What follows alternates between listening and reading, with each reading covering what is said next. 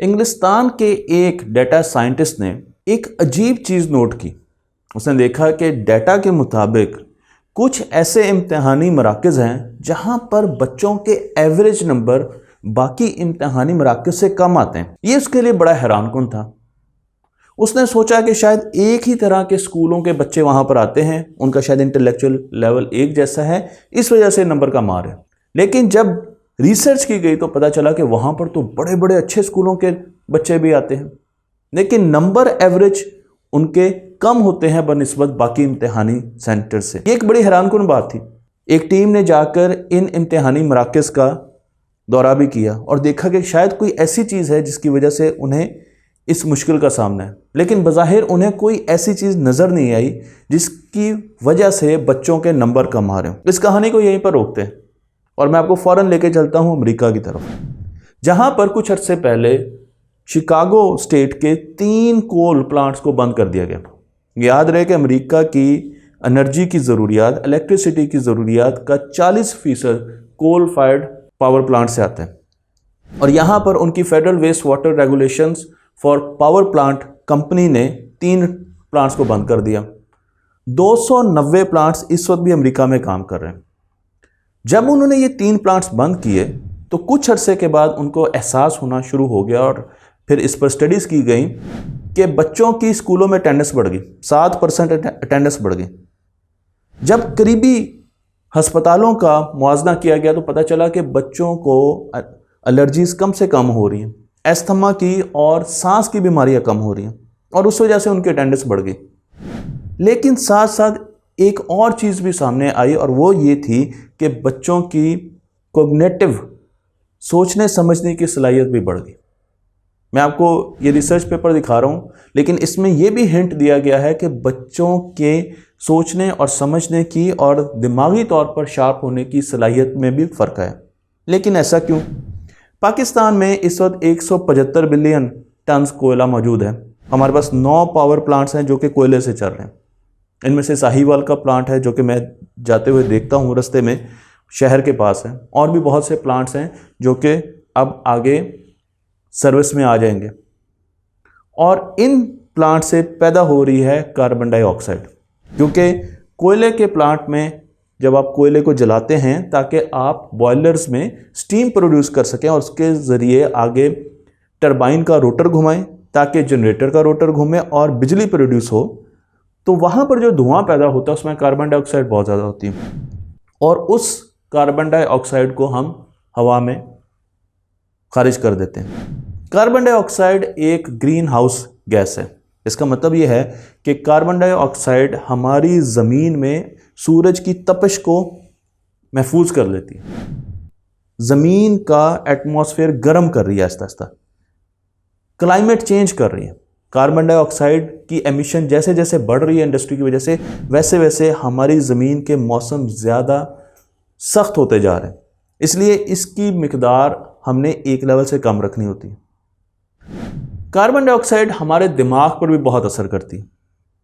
मैं आपको एक स्टडी दिखा रहा हूँ। क्रिश्चियन बोहर ने, डेनिश साइकोलॉजिस्ट हैं, 1904 में ये उन्होंने एक स्टडी की थी और उसमें उन्होंने बताया कि जब कार्बन डाइऑक्साइड की मिकदार एटमॉस्फेयर में बढ़ती है तो हमारे खून को कम ऑक्सीजन मिलती है और खून से ऑक्सीजन जाती है हमारे दिमाग। तो जब हमारे दिमाग को कम ऑक्सीजन मिलती है तो उसकी कॉग्निटिव सलाहियतों में, सोचने समझने की और प्रोसेसिंग की सलाहियतों में कमी आती है। ये असर बच्चों में बहुत ज़्यादा होता है और बड़ों में भी किसी हद तक मौजूद होता है। लेकिन कितना फ़र्क पड़ता है वो हमें बताया हार्वर्ड की एक स्टडी ने। ये स्टडी इतनी हैरानकुन है, आपको इस स्टडी को गौर से देखना चाहिए, क्योंकि जब मैं ये स्टडी देख रहा था तो मैं खुद भी एक मरतबा अपने ऑफिस का जायज़ा ले रहा था कि इस स्टडी का मेरे ऊपर क्या असर पड़ रहा है। 2016 में हार्वर्ड यूनिवर्सिटी ने एक स्टडी की जिसमें उन्होंने CO2 के दिमाग पर असरात के बारे में हमें बताया। यहाँ पर ppm का वर्ड यूज़ किया गया है जिसका मतलब है पार्ट्स पर मिलियन। मिलियन का मतलब 10 लाख, पार्ट्स यानी 1 पार्ट, 2 पार्ट, 4 पार्ट पर मिलियन। अगर हम 1000 पार्ट्स पर मिलियन की बात करते हैं तो आप समझ गए कि 1000 पार्ट 10 लाख में।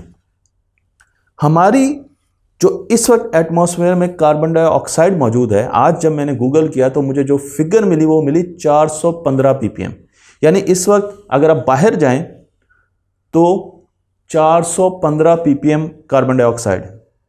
लेकिन ये स्टडी हमें बताती है कि अगर CO2 का लेवल बढ़ता है और वो 500 से ऊपर जाता है तो आपको यहाँ पर गहरे ग्रीन कलर की जो लाइन है वो 500 ppm पर दिखाई गई है। तो आपके दिमाग का इफेक्ट क्या होता है, उसकी फंक्शनिंग क्या है। और जो बीच में हल्का ग्रीन कलर है वो है 800 ppm की, और जो ग्रे कलर है वो है, या ग्रे कलर कह लें या बहुत ही ग्रेश ग्रीन कलर है, वो 1400 ppm है, ऐसी जगह जहां पर 1400 ppm कार्बन डाइऑक्साइड पाई जाती है। तो आप देख सकते हैं कि किस तरीके से हमारी बेसिक एक्टिविटी में फ़र्क आता है। लेकिन मैं आपको लेके जाऊंगा 2-3 चीज़ों में। एक स्ट्रेटजी में देखें कि जहां पर कार्बन डाइऑक्साइड कम है वहां पर लोगों का दिमाग कितना ज़्यादा काम कर रहा है, आप ग्राफ से देख सकते हैं। और जहां पर 1400 से ऊपर कार्बन डाइऑक्साइड की कंसंट्रेशन चली गई है वहां पर एकदम आपकी स्ट्रेटजी डिज़ाइनिंग में बहुत ज़्यादा तेज़ी से कमी आएगी, दिमाग की कैपेसिटी में कमी आएगी। और फिर दूसरा इंफॉर्मेशन यूजेज, वहाँ पर देखें तो आपको नज़र आएगा कि ग्रीन कलर और ग्रे कलर में कितना ज़्यादा फ़र्क है। तो कितना ह्यूज गैप आ जाता है सोचने समझने, इंफॉर्मेशन का इस्तेमाल करने, लिखने में, चीज़ों को डिसीजन करने में कितना ज़्यादा फ़र्क आ जाता है। तो ये जो ग्राफ है ये बताता है कि ppm यानी कार्बन डाइऑक्साइड हमारे ऊपर बहुत ज़्यादा असरअंदाज करती है। दोबारा आते हैं यूके की स्टडी की तरफ। जब उन्होंने उन क्लासरूम्स, उन हॉल्स का मुआयना किया और उसमें CO2 की मिकदार को नापा, क्योंकि कुछ ऐसे हॉल्स थे जिनमें खिड़कियां बहुत कम थी, सर्दियां होती हैं तो खिड़कियां उनकी कम थी, और उन्हीं हॉल्स में अमूमन बच्चों के नंबर काफ़ी कम आ रहे थे। तो उन्हें पता चला कि कई ऐसे हॉल्स थे जो कि बंद थे, बच्चे 100 बच्चे उनके अंदर एग्ज़ाम दे रहे थे, वहाँ पर कार्बन डाइऑक्साइड का जो लेवल है वो 2000 ppm से भी ऊपर जा चुका, 2000 ppm से भी ऊपर। आपने 1400 ppm का ग्राफ देखा है, 2000 ppm से भी ऊपर जा चुका है। तो फिर अंदाज़ा हुआ कि बंद कमरों में जहाँ पर खिड़कियाँ नहीं होती और एयर की सर्कुलेशन नहीं होती, वहाँ पर बच्चों की समझने, सोचने की और इन्फॉर्मेशन को प्रोसेस करने की सलाहियत बहुत ज़्यादा कम हो जाती है। इसमें बच्चों का कसूर नहीं है। तो हमारे पास अब जो स्टैंडर्ड्स हैं उसमें यूरोपियन कंट्रीज़ ने कहा है कि 1000 ppm से कम लेवल होना चाहिए किसी भी क्लासरूम में, और उसको मॉनिटर करने के लिए उन्होंने मुख्तलिफ सेंसर्स लगाना शुरू कर दिए हैं। जबकि फ्रांस एक मुल्क ऐसा है जो कि ये कहता है कि 900 ppm से कम कंसंट्रेशन होनी चाहिए क्लासरूम में, ताकि बच्चे अच्छे तरीके से पढ़ सकें। यहाँ पर यह भी बता दूं कि 2000 से ऊपर और 5000 इसके बीच में जब CO2 जाती है तो हमें हेडेक शुरू हो जाता है, सर में दर्द शुरू हो जाता है, नींद आना शुरू हो जाती है, हम परेशान होना शुरू हो जाते हैं, स्ट्रेस में आ जाते हैं, कंसंट्रेशन पूरी फोकस नहीं कर सकते। तो जो बच्चा इतनी ज़्यादा कार्बन डाइऑक्साइड के एटमॉस्फेयर में पढ़ रहा है और उससे हमें उम्मीदें लगाई हुई हैं कि ये तो बड़ा अच्छे तरीके से पढ़ेगा, तो उसमें बच्चे का कसूर नहीं, उसमें एटमॉस्फेयर का कसूर है। इसलिए बच्चों को घर में और क्लासेस में ऐसी जगह पर बैठाएं जहाँ पर हवा हो।